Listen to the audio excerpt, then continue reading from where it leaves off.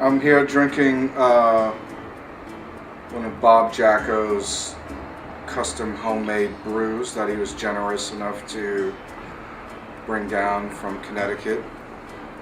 We're here in Arlington, Virginia, enjoying a beautiful day, actually. Yeah, it's wonderful out.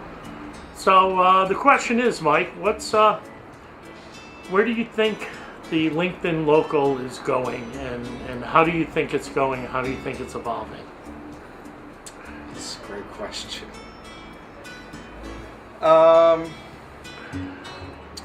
My general thought is that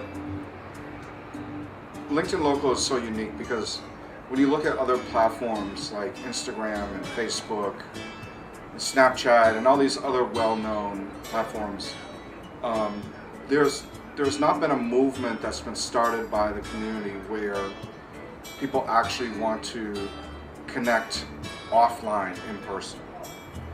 I think that's very unique, and I think it's revolutionary. In today's kind of social media environment, everything is kind of transitioned from offline to online, and now you're seeing this kind of resurgence in connecting offline and people forming these communities that actually are hybrid communities. A hybrid community meaning, a combination of getting to know and connect with somebody online and then additionally forming a relationship offline, and that's very, very unique, I think. It'll be interesting to see what LinkedIn does with this. I think there's a lot of opportunity.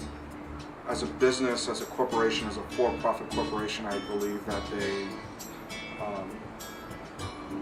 will or should make some sort of move to try to integrate or incorporate this concept into their product portfolio pipeline or the product portfolio. I think there's probably a way to monetize it too.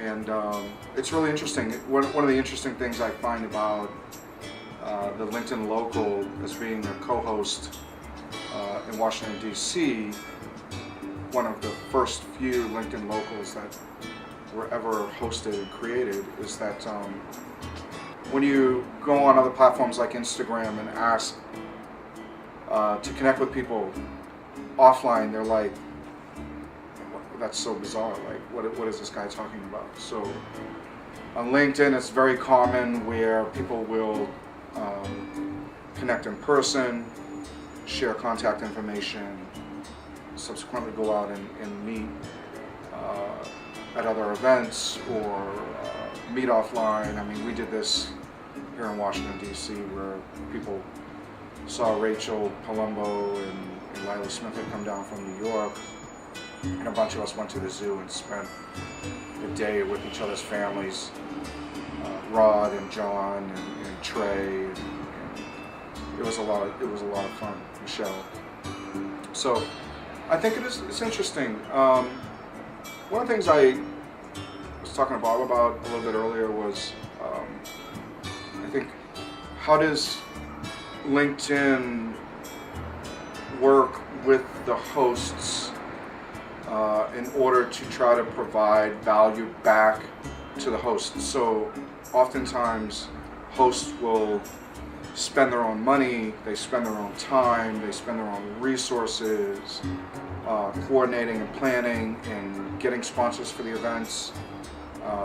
And at the end of the day, the majority of the hosts actually, I don't believe, receive any sort of compensation. What they do receive in the end is value in terms of the connections that they make, and then I think what eventually ends up happening is that those connections lead to some sort of monetization for some people later on in a relationship. So basically using it as a starting platform to create and foster business relationships, working relationships. In terms of what does it look like moving forward, it's a very good question. I think, as I alluded to, LinkedIn has a lot of opportunity here. I also think that they have to be very careful because this was not a LinkedIn initiated product.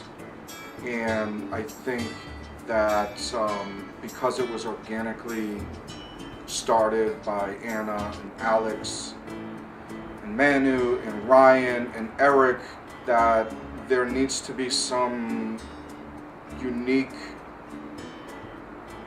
relationship understanding from LinkedIn's part, because it was organically community driven, community developed.